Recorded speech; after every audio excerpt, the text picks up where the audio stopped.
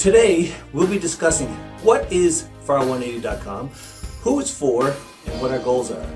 And is it the missing piece to evangelization and faith formation in your church? You do not want to miss this. Welcome to FAR180.com, where we connect the heart and the mind and change attitudes 180 degrees. What is FAR180? It's an acronym. It's an acronym for faith and reason, for God and Christianity, and 180 for 180 degrees, to change attitudes 180 degrees. For those who have doubts or are skeptical, to change their attitudes 180 degrees. So on this video, we're going to be discussing what is FAR180.com, who it's for, and what our goals are. First of all, what is FAR180.com? It's a culmination of the evidence for God and Christianity of my journey over the past 9 years, where I went from being a closet skeptic to a believer. Some of those types of evidence that we're going to be discussing on this channel are science. Has science discovered God? Archaeology. If the Bible were true, would it not be reasonable that archaeology would be able to prove it? Did Jesus exist? How do we know that he even lived? What proof is there? What evidence is that he was who he said he was? The New Testament. The New Testament, how do we know that it is what the original authors wrote? How do we know that? The resurrection. What evidence is there for the resurrection? Creation. The greatest miracle of all. Many scientists and people today are of the conclusion that there was a beginning, a Big Bang. I think Peter Kreeft, from professor at Boston College, kind of puts it the most interesting. He says, if there was a Big Bang, then ultimately there had to be a Big Bang-er. Think about it.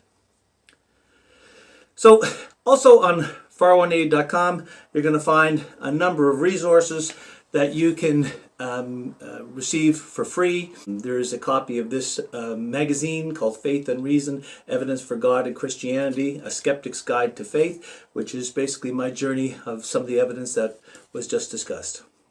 As well as a resource page that you can download for free as well. That are some of the most credible sources in the world and websites that you can go for information for your own journey. So who is FAR180.com for? Well, it's for skeptics, like I was. It's for believers who are looking for validation for their faith. And what are our goals? Our goals are pretty simple. Is to provide evidence for those that are searching for the truth, and to provide a tool for those to be able to share their faith. I speak to a lot of people that have no clue how to share their faith. And we're going to be talking about that in many future videos. But providing evidence for your belief is nothing new. The first Christians knew this. They had to use, all you need to do is open up the Gospels and read the Acts of the Apostles, and you see defense of the faith. St. Peter also puts it best, and he says that always be prepared to give a defense for the hope that is in you, but to always do it with gentleness and love. We live in a world where people are so skeptical about every claim, and every claim needs to be proven, and the most significant claims need significant evidence. I had a family member several years ago asked, why are we Christian? And I had no answer for them. And I watched their faith slip away. And people don't lose their faith overnight. And it takes a while for it to come back. But you'll be surprised what happens when you start planting in seeds in people's minds the faith that comes back. So our goal is to be like that definition of evangelization, where one beggar simply shows another beggar where to find food. And that's all we want to do, is to show you where you can find food or the truth. In our next video, we'll be discussing why FAR180 and its importance. and surveys that data does not lie, as well as 2 examples that I give about the importance of a courtroom example and about a business. Defense of the faith is what's referred to as apologetics.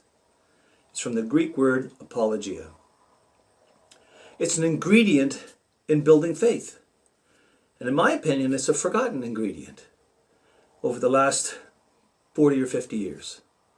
You see, if you open up the Gospels, you'll see lots of ingredients. It's like baking bread.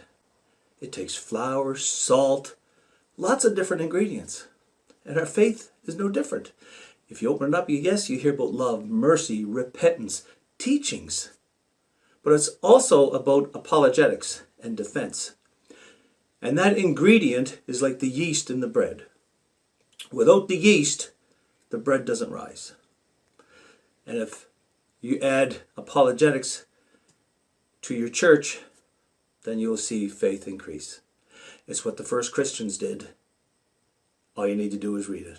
And we'll be exploring that in the next video. So if you're church leaders that are watching this, you need to be thinking about this and to add apologetics to your faith formation. Peter Kreeft also says it best about faith. He says, the conclusion that God exists does not require faith. It's atheism that requires faith. It takes faith to believe in everything coming from nothing. It only takes reason to believe in everything coming from God. Close quote. So please join us for our next round of videos. And why? Join us at FAR180.com to sign up to subscribe for newsletters and free downloads. And until next time, when anybody asks you why you're a Christian, the answer is simple. Because it's true. The evidence is beyond any reasonable